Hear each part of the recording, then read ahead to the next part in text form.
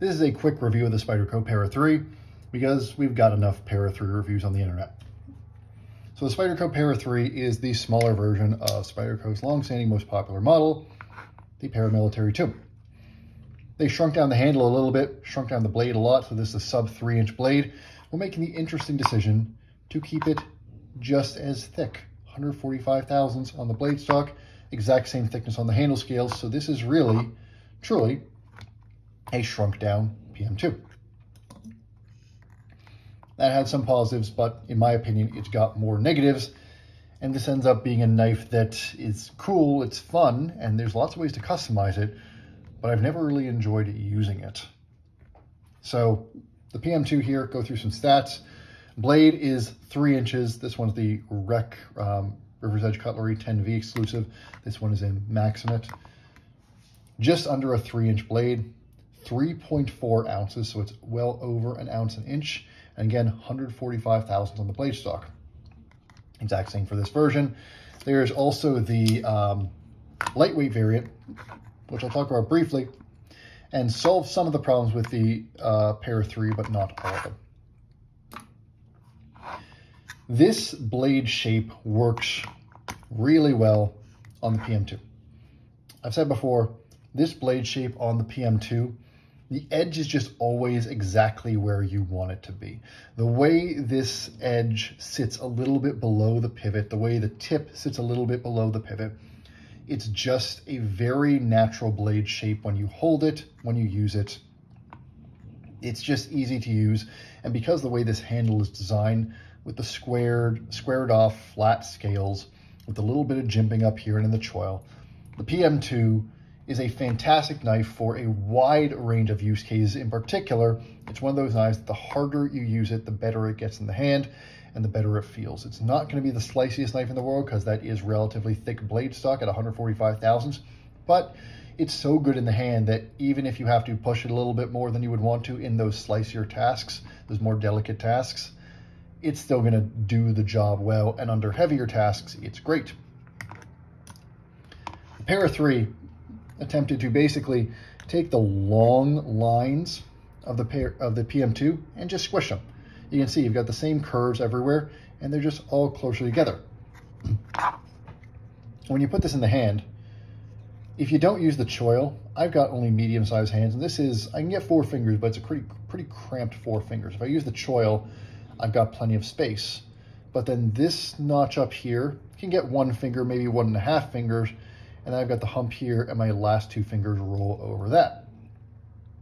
It's comfortable enough in the hand holding it like this, but this is a relatively short blade still.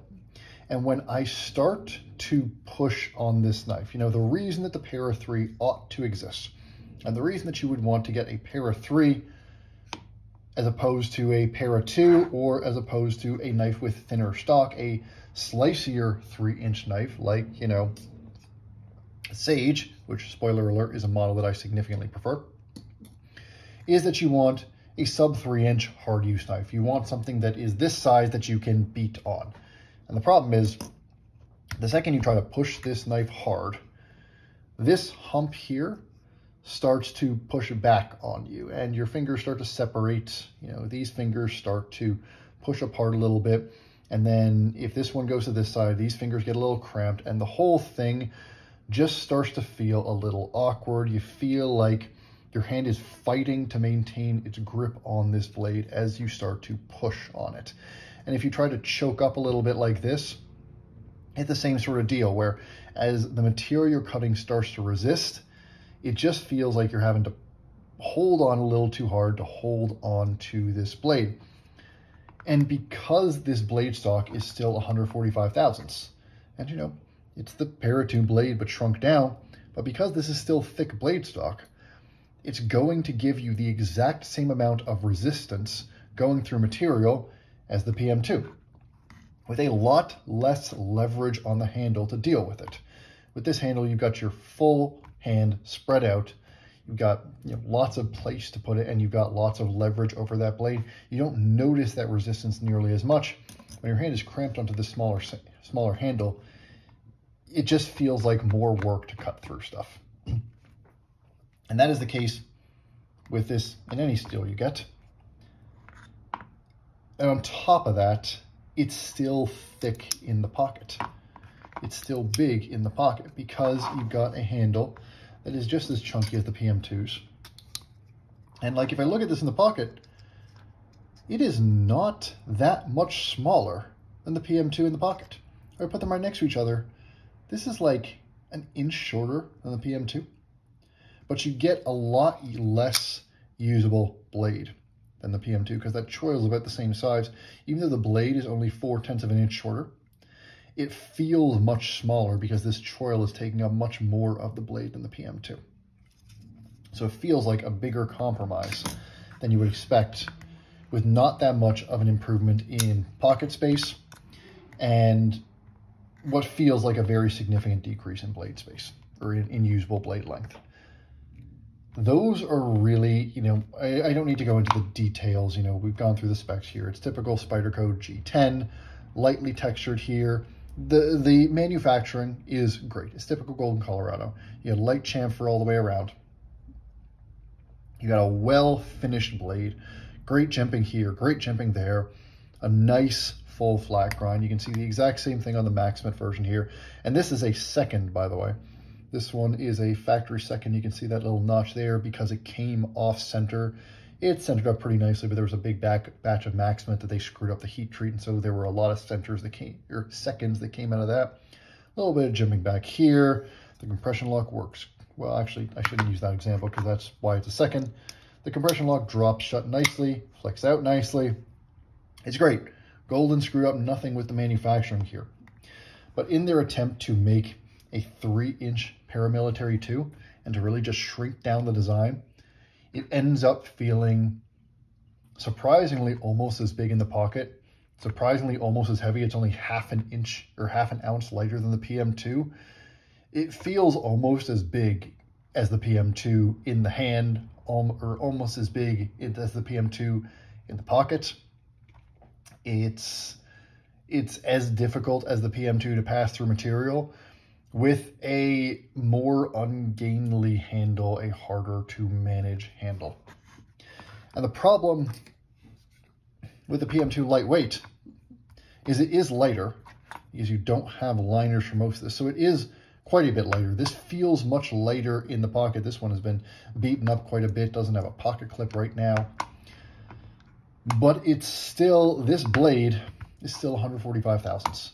You've got the exact same handle. It gets just as cramped. And the fact is, trying to pass a 3-inch 145 thousandths blade through material when you're right up next to what you're cutting through, if it's cardboard, if it's carpet, if it's all the stuff that you would typically use an EDC knife for, other than light duty stuff, it's just going to be more difficult than a lot of other knives.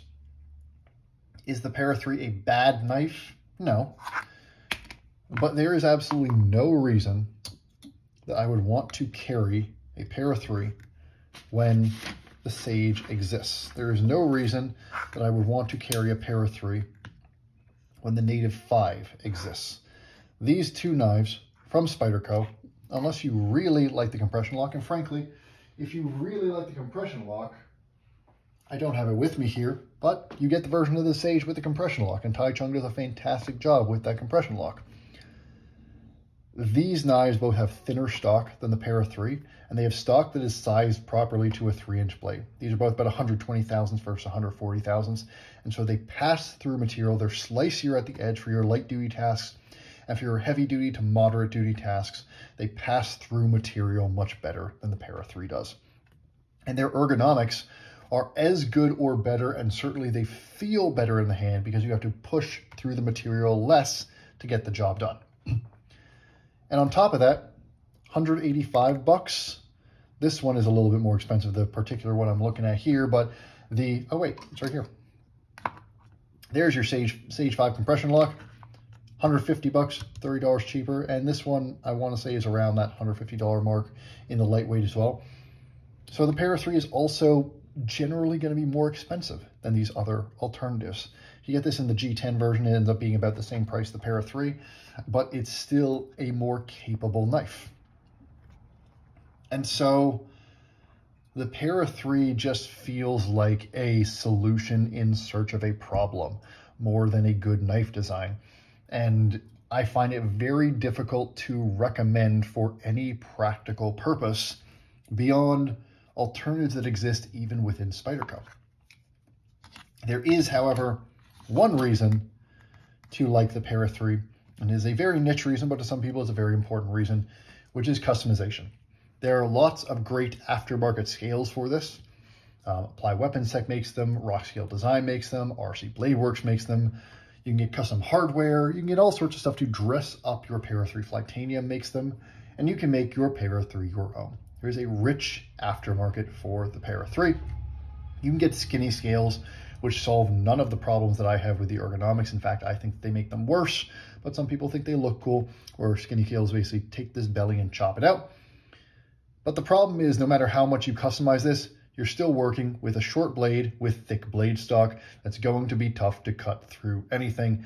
And so, to me, no matter how much you customize this, it's never going to be a blade that I'm going to love, and never one that I prefer over other things.